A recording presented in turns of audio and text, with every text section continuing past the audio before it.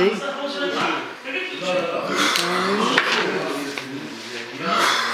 the middle here.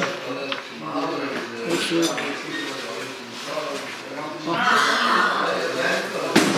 Here.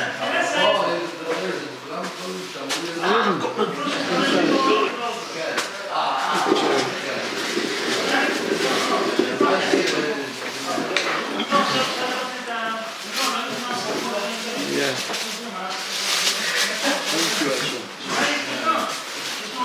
We are holding 35. Posuk. We ended up last time on a good note. One positive posuk there was Nafshi Togil B'Hashem Tosis B'Shivusi Tess. Posuk 9.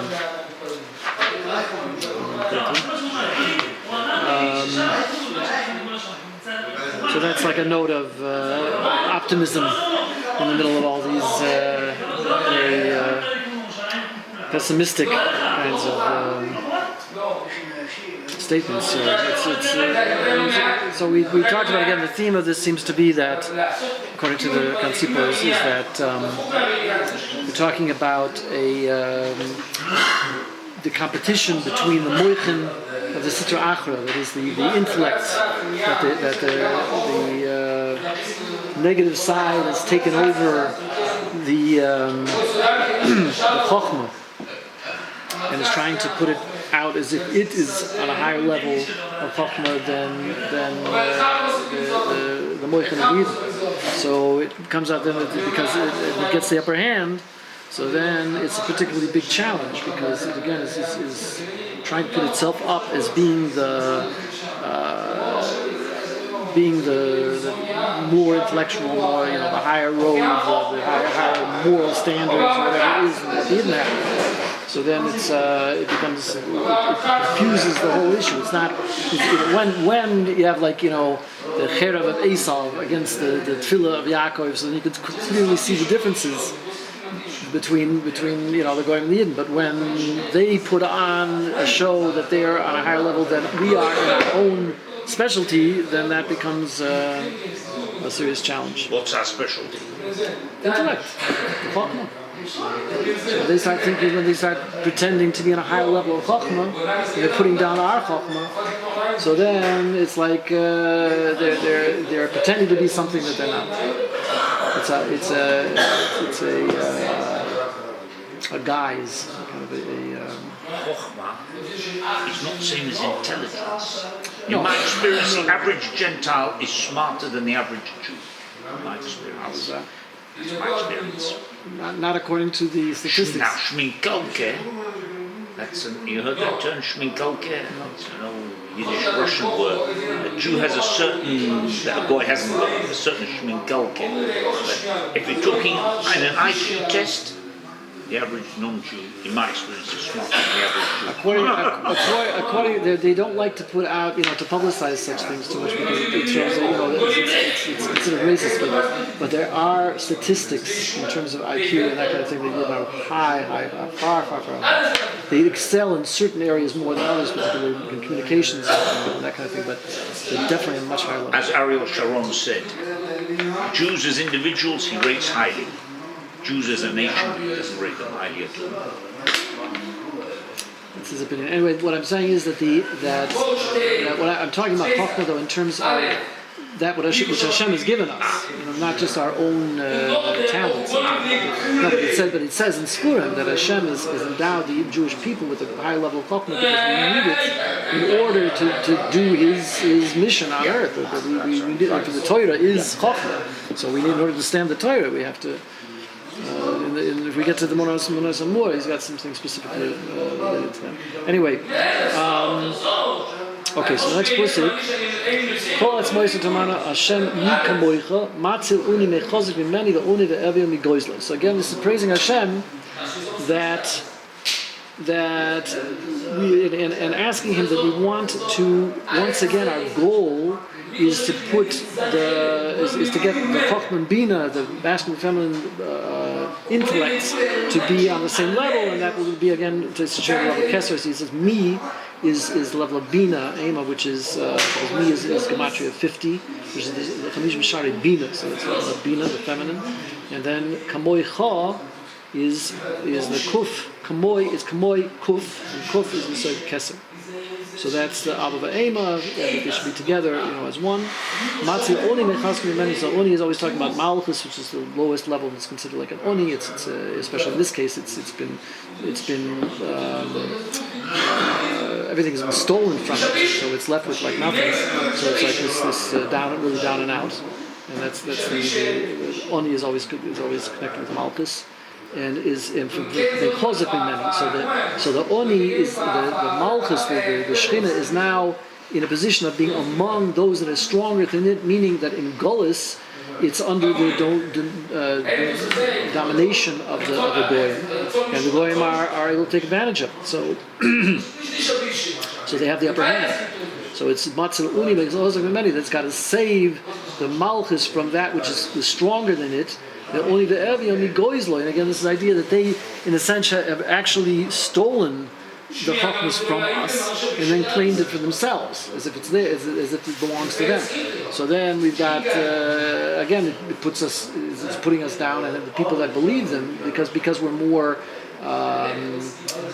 vulnerable in Gullus, because of the fact that since they're in control, there are people that assume that therefore they must be on a higher level, and they believe that they're telling the truth and that they're actually these chokmas belong to them. In reality, they just stole it from us. So it's only the Evan Migoizlim. The Kimin Edi Chomas Asher Lo Yadati Isholini. He says that a day is in gematria with the two koilins Pei Vuv, which is the gematria of Elokim, which is Midas Din, and this is talking about the Moichin de Katnis. So Moichin de Katnis is this low-level intellect, which is not to be compared in any way with the high-level intellect. It's Moichin de Katnis, so they're taking over, and also because of our low level, we've also fallen to a level of Katnis, of not being able to figure things out, confusion, lack of clarity, immaturity, all these low-level stuff is starting to affect us as well, and we can't get out of that. So the Chamas he says the koyach of the Chitzoinim, which are have this achiza, they've latched on to the moichin de katnis. So all of this stuff is going on now. You can think of it maybe as a superficiality. That everything has become superficial, everything we see today. Nobody is even speaking anything of any intellect, but you can also consider it that even in times which were more intellectual and more ideological and everything, that those were also moichin de katnis. It was also in katnis because the kinds of philosophies that they were proposing weren't worth anything either. They're based on all kinds of false assumptions and things like that. So communism and socialism, these kinds of things, eventually fell apart because they were proven eventually to be based on false premises. Katnus to Mochin is translated as restricted consciousness, as opposed to Gadlus to Mochin, expansion. But is restricted? First of all, what is restricted consciousness? It's an idea of narrowness. It's a narrow-mindedness. Is it necessarily a bad thing? Sometimes it's necessary, isn't it? Or is it always bad? The kind of restriction they're talking about is I can't imagine any place would be good. There's an idea of you need a certain amount of stubbornness sometimes in order to push through on something and like to cut out the distractions and focus.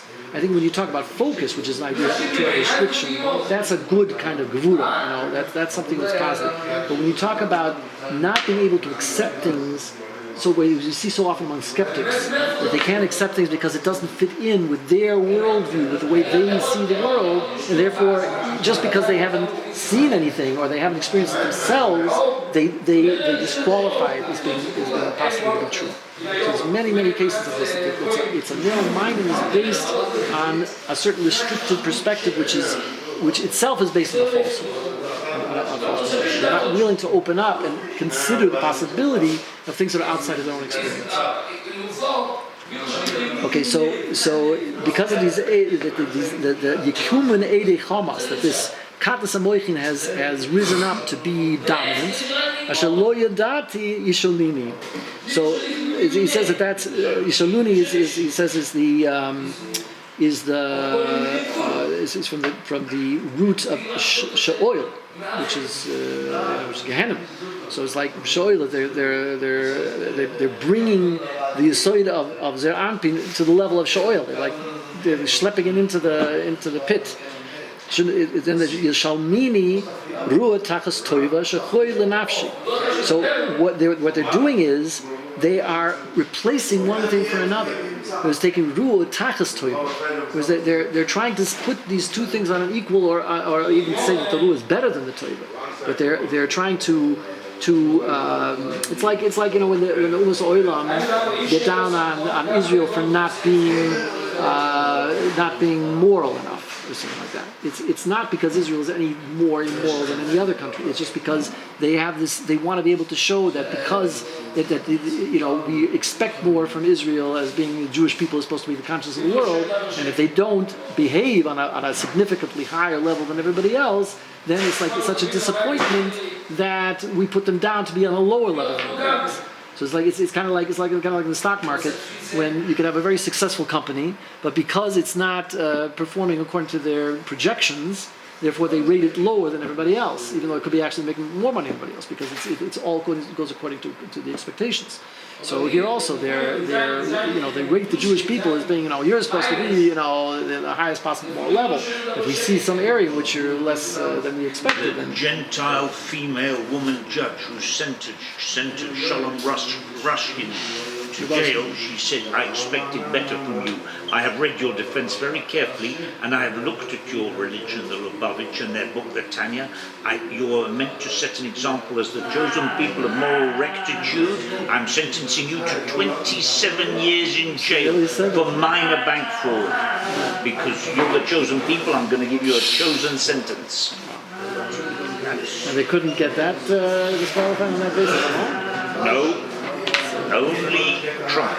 Donald Trump. Okay, so anyway, so they're trying to present they're trying to make the zivig with the ruah. They're trying to again be mizavig. They're trying to make this thing work. That you should be able to have some kind of results from it, and it doesn't work because it's based on false premises to begin with. So he's trying to replace one for the other. So they're taking the old-fashioned religion and they're trying to put in all kinds of substitutes that don't pan out. So Shechoy Lenafshi, Shechoy is from the Shechila V'Galmida Goyla V'Sira. So the Malchus becomes then because of that the Malchus becomes totally disenfranchised or disgraced or whatever. That they put it down as being on the lowest possible level instead of that they're on a higher level. Okay, Vaniba Chaloisam Levishi Sak Inesi Batsoim Nafshi Itafilusei Al Cheki Sushi. So here he says that that's a difficult pasuk. He says that the Levushe Sak is the moichin to cut the katnus. It's called choilam. And Sak is referring to the Shin Kuf Klippus. There's 400 Klippus, which is like a reference to the 400 men of Esau, which is these 400 negative spirits or whatever, that they are illuminated by this moichin of katnus, and through that they have they want to cling to the levushim of kedusha. So it goes that could be referred to these other religions that have tried to take over Yiddishkeit, and rather than in those cases, maybe recently the Christians become a little bit more appreciative, but there was always the idea was that they took so much from the Yidden, and instead of giving the Yidden credit for it, they would always put them down as that now they've been that now they are superfluous. They're old-fashioned. They've been superseded by the new religions. And instead of giving credit for all the stuff that they took from us, they are intending to replace us. So that's the idea of this that the moichin are trying to latch onto kedusha, even to the level of holiness. They're saying that they're more holy than we are as well. Inesi batsoim nafshi etafilusi al cheki tushiv So he says that's talking about the Moichem Malchus that have been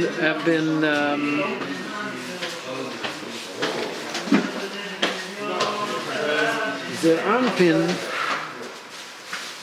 I don't know. This is a complicated process because it has to do with that the Cheki is gematria Kifkuf Ches, which is the gematria of the Miluyim of the Ayin Beis Samach Gimel Mem Hey Beis Nun, which are all the Moichin of the Sitra Achra. And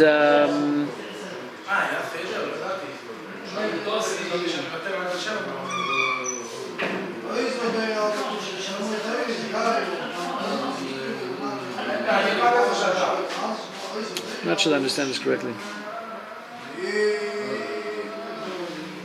Could be that he's saying that he's asking for these moichin to return to the Yidden, because the Yidden have been in such a demoted position that they have to be built up again. So we're saying that we want our original moichin to be returned to us, because we ourselves have become confused by this and can no longer hold our ground. And he says, "Kareya ke'achli hisalachti ka'aro ein kodesh hachosi." So this is Kereya. It's interesting. He Kereya is usually has to do with Areya is like a friend, and Keach is like a brother. But he turns around to say Kereya is the word Koireya, which is being bent over. So he's saying that that because of what's happening, I'm like bent over to the ground, and because there's so much pain and agos nefesh from the situation, that you're going with your head to the ground and you can't stand up straight, and the stalkim and amoichin, that you get yourself confused. Which is kind of a situation that when Yidden are challenged by all of these tainas from the goyim, very often they turn into being apologists. They're starting to become apologetic, and they don't really stand their own ground because they're so devastated by the tainas that they feel like they have to go on the defensive, and then they end up giving in on a lot of points which are really not. Not only that, starting to believe the tainas, like we Jews really are no good. Right. Exactly. Yes. And you got self-hating Jews, and you got all kinds Yes. of. Right, exactly. So because my moichin I've already left me. So the Korea Ka'ach is with the Korea is the Gematria Shinchuf, which is the Shinchuf Dinim. So now because of that, the Dinim are even getting worse, because we're starting to give up ground. And we go Ka'avel Ein Kodesh HaChoisis. The Shochoisis is also from the word ishtachave, it's like bending down, bowing down. We can talk to the idea of us bowing down to the goyim, in terms of our admiring them, trying to admire them as being higher than us, and also in terms of giving into them all kinds of points that we see today, the conservatives and reformers, this idea that because the goyim say it, so therefore we have to take it on as if it's relevant, as if we have to turn around our own religion to look more like theirs. Not only that, the goyim are still dictating us what to do with Eretz Yisrael, our God-given land, including the British, so much so that someone reminded Bibi today in the Knesset and said, listen, the British mandate ended 70 years ago. You and Netanyahu are acting as though the British were still in charge. Right, exactly. So it's on a political level and it's on a religious level, because you see people, giving in all kinds of major points. British. So it says, so the Dalsha aim. So Amos again. The aim is referring to Bina. Abel aim. So it's Abel is the gematria, the koil Dal, is weak. So the Bina itself becomes weakened, and kodesh hachoisi. That really we're supposed to walk straight up, the koima shlema being, not that we're supposed to, it isn't us to walk so straight up because it's an idea of guidance, but the idea of the koima shlema is that we're supposed to be in a straight line. Everything's supposed to be, straight up and down, and instead we become bent over, that we're not able to have all the midas and everything in line the way we're supposed to be. It's kind of like an older person. When they start to bend down as they get older, it's a sign of weakness. It's because, in a sense, it's a sign like they're being overwhelmed by just life's troubles, and they're starting to remember. You see, remember there were the Bonim.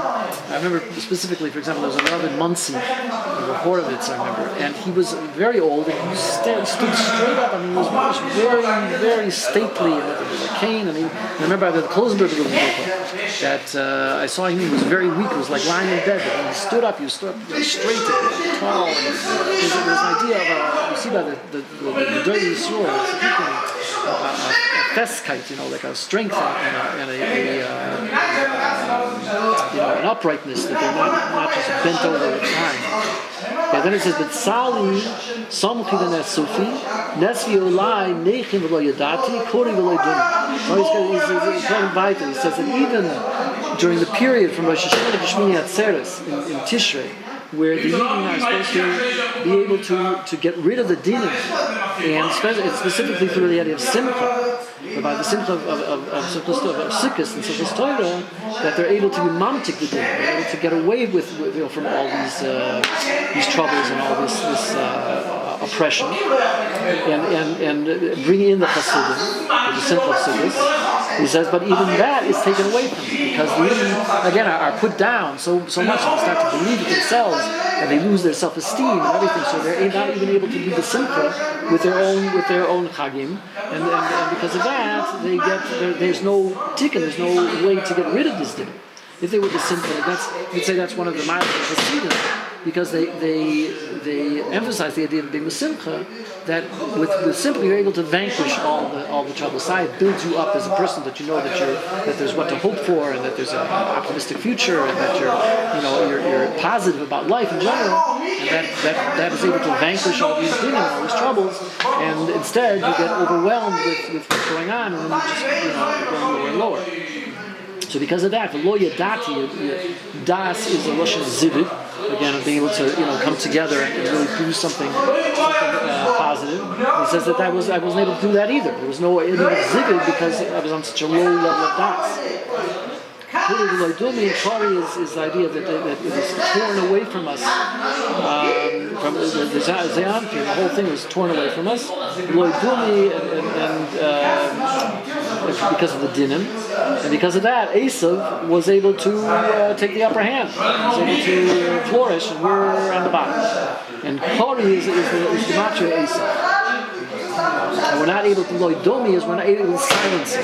Domi's idea of the moment being silence, we're not able to silence. We can't shut him up because he's got the upper hand, and he's it's like these anti-religious atheists, going around making all these speeches about how terrible religion is, but they're klal, the Torah is false and everything else. And you can't shut them up because you don't have, they seem to have the upper hand. So now he's going to turn the whole thing around, and he's going to say, okay, he presented the negative side enough already.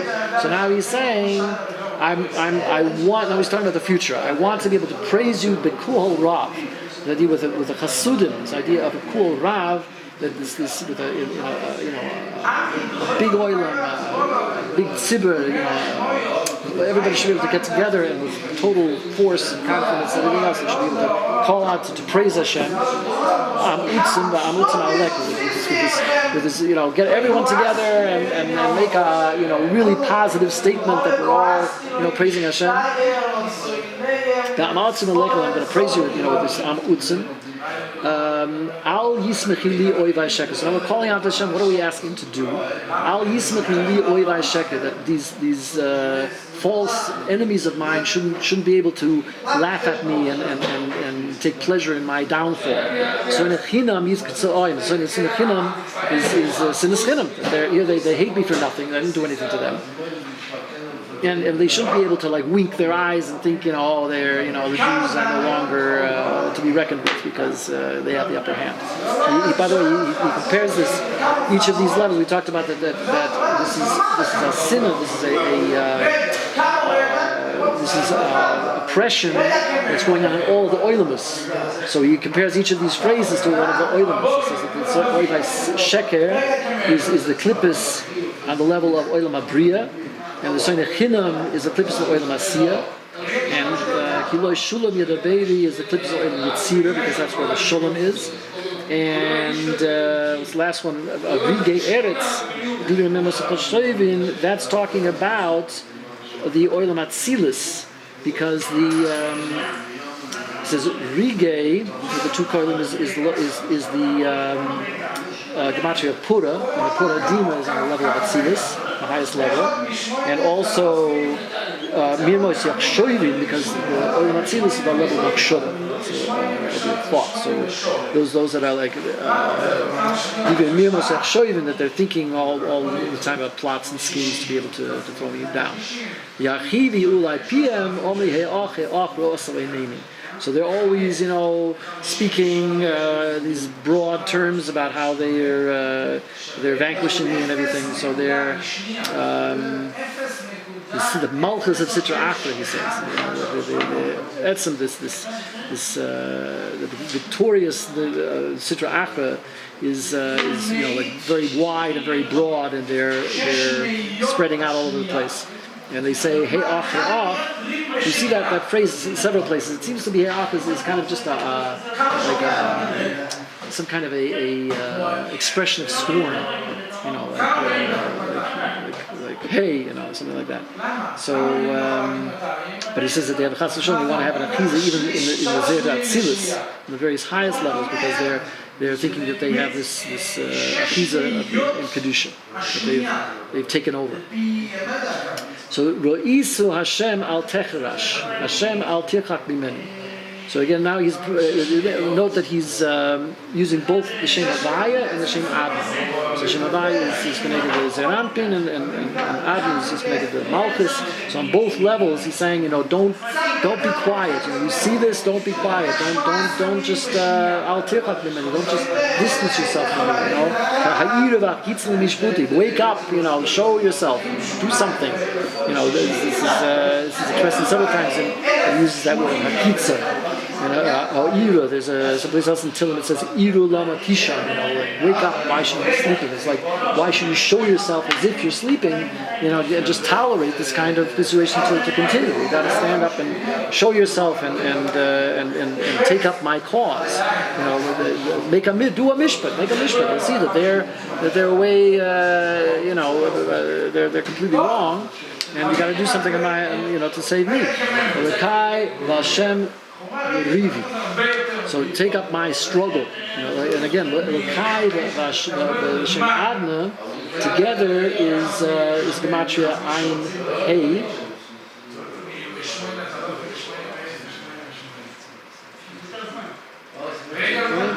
No, that's in the Koilo. Together they're the gematria Ein Base, I believe. Lekai is 46 and 26. About 50. I'm sure what the gematria is there.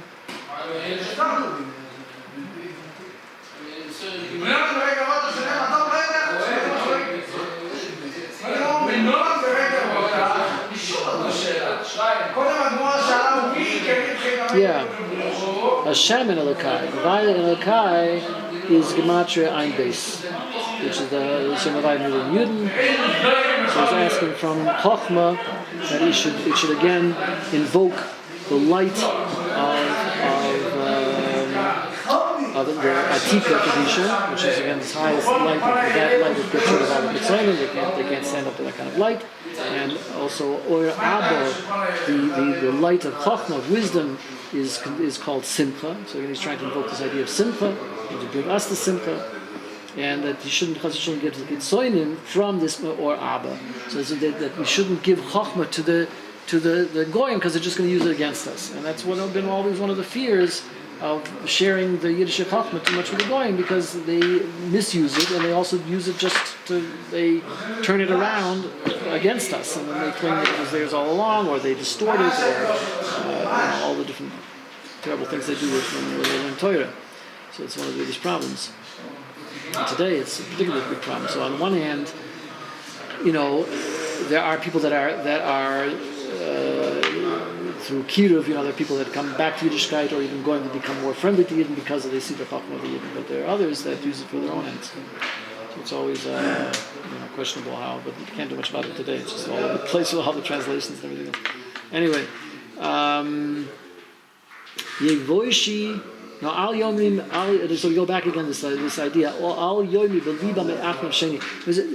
I think one of the possibilities here is that he's talking about the Chil Hashem that comes out when the Goyim are dafka rejoicing at the Mapul of the Yidden. And that's one of the things in Novi we see that a lot of the nations of the world are going to be, there's a certain nekoma, a certain revenge that's going to be taken on nations of the world during the Gula, because not that they themselves oppressed the Yidden, but that they rejoiced when the Yidden were oppressed. There's those that like Tzor, that they were rejoicing when the Yidden went into Golis, that they, because they, anybody who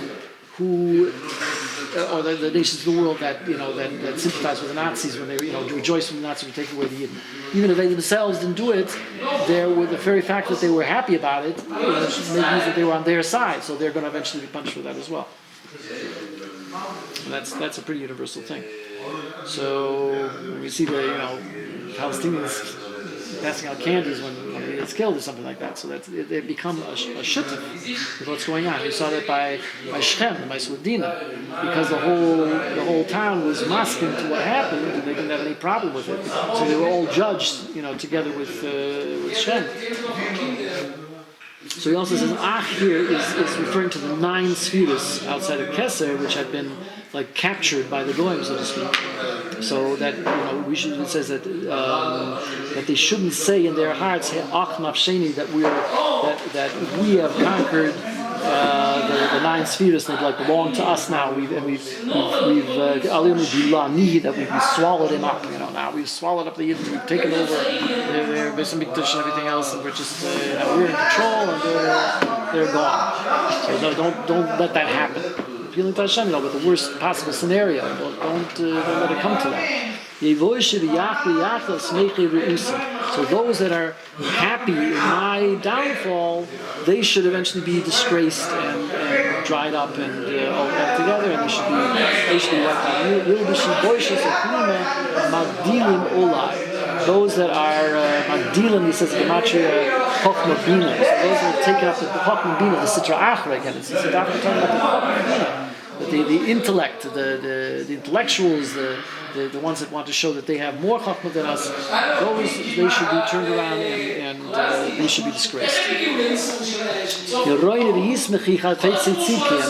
being prepared on the other side, that those that want my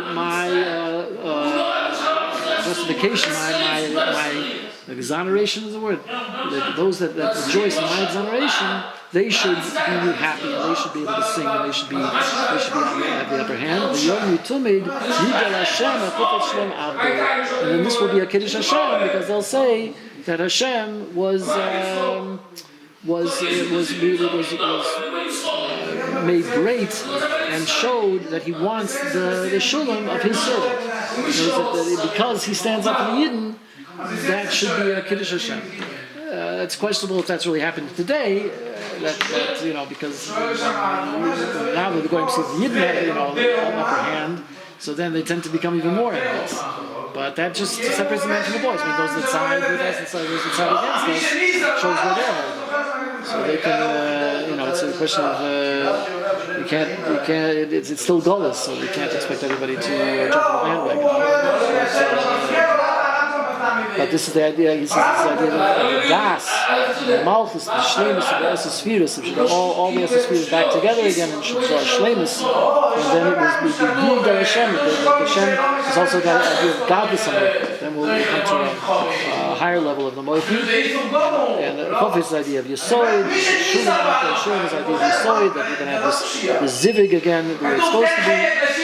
And then the Shani Tegetz, he calling into the second. The Shani, so the notion, animated over there. The Lushan is the idea of also Yesoid, Zeranpin. So the Shani is Tegetz, the Chachos, the Malchus, and there's calling to the Sechel, and all the full of the Chasudim, and then it'll be here for Zivig. and that this will be the Kohen Shlema of the Zer Anpin, will be able to take that's called Yoim, and Malchus is Laila, the Virus will be Nimtek, and we have the so the basic idea of this whole capital is the idea that you're going to be Mevatel, the Koyach of the Chitzonim. We wanted to nullify the strength and the power of the Chitzonim and give that Koyach back to the Kedusha, that there should be a Zivig and should become, again, Ponem, Yisgalam Shmei Rabba. Okay, I wanted to time here. In a couple minutes, I'd like to talk about this. The concept of we talk about moichem, living with seichel, as opposed to just what we see. So there's this idea of being able to see Hashem in the world. Right? There's different avoidas. Okay, there's an avoida of just sitting and learning, and seeing Hashem in the Torah, basically, and that is, of course, a very high level thing. And then you're dealing with Hashem at the level of Chochmah in terms of our own seichel. We have to use our seichel to understand the Torah. So therefore, we bring Hashem down in seichel by learning the Torah. But there's another avoida, which is a concept of seeing Hashem in reality. It's being able to actually perceive Hashem through what we see.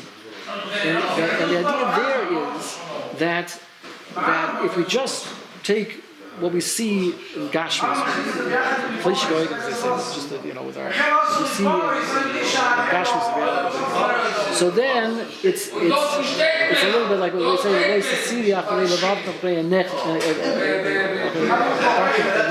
you're just going according to your eyes. And you're saying we don't want to just follow our eyes. What we want to do is we want to combine the eyes with the seichel. In other words, what you see, you have to put seichel into what you're seeing.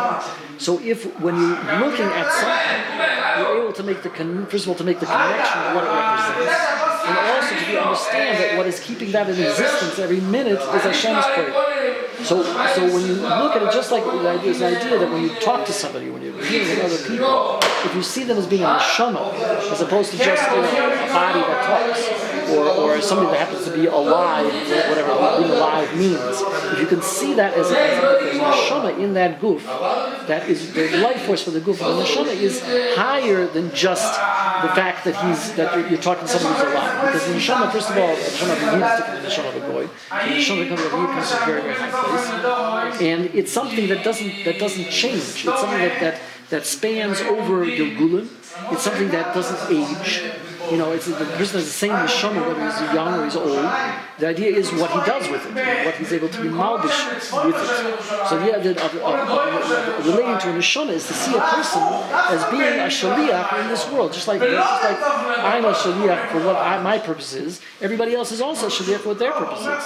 So when I look at them from that perspective, it becomes like a chizuk. We're all in this together. Like we're all, I respect you as a neshama going through your journey and you're tipping or whatever, and doing whatever you can to bring Hashem to the world, just like I am, since it's absolutely no difference. So here there's an achdus, and there's a havas yisrul, and there's a certain simcha that comes in when we perceive ourselves as being a neshama in the world, and realize that everybody else is also a neshama in the world, and that we're all in this together. So in the same sense, if we see that Hashem is himself the neshama of all of existence.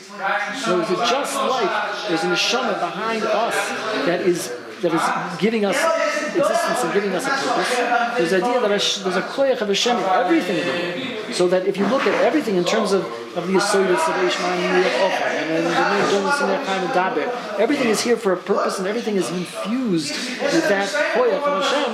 And once we look at the world, actually we perceive it on a regular basis, and we look for that, we search for it, that we search for that koyach, that energy of Hashem in the world, then we experience life completely differently. It's a tremendous turnaround. So all we have to do is just invoke the seichel. Don't just is everything. The whole idea of taking things for granted and becoming bored with things because because we see it every day. This familiarity breeds contempt. All of these kinds of things. It's the nature to do is because we're not looking at the world with seichel.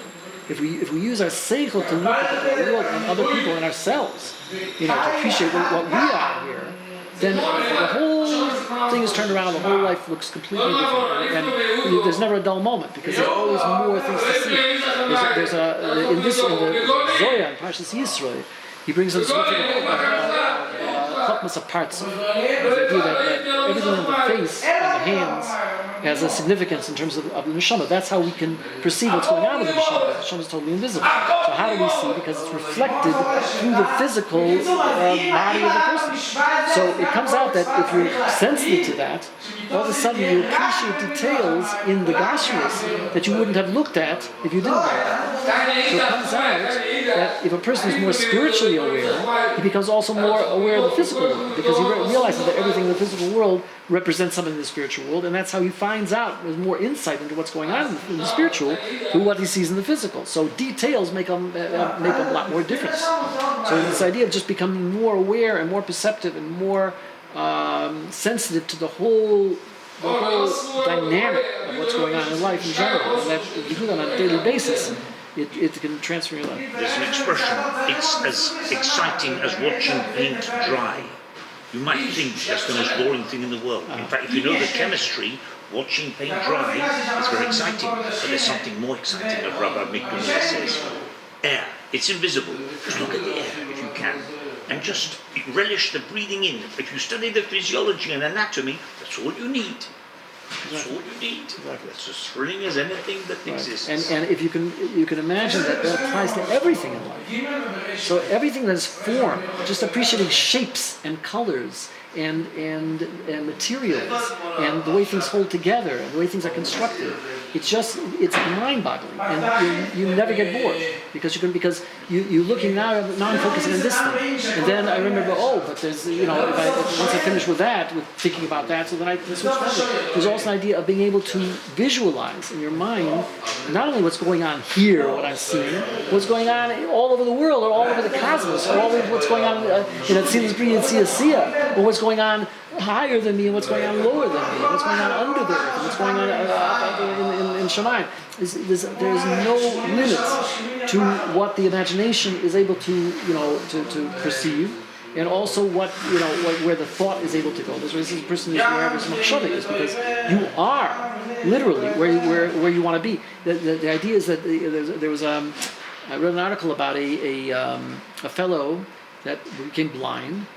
And he organizes groups of blind people together with seeing people, and they go on all these trips. And they go biking, and they go in the mountains, and they do all these extreme sports and all this kind of thing. And they're blind. So you think what does a blind person gain from these kinds of things? They can't see anything. He says it's absolutely not true. He says he wouldn't even want to be seeing anymore. There's no desire even to see because you can imagine that these people can. In their mind, they can dream or put their mind wherever they want to be, and it's what's really important is what we see in our mind, because all the senses are doing for us is bringing information into the mind. It's really the mind that's creating the picture. So if you could create that picture in a different, within the mind itself, then that's what's really affecting you. So. We have to appreciate the koyach of the mind, the power of the mind to be able to affect us, and that's our experience of life.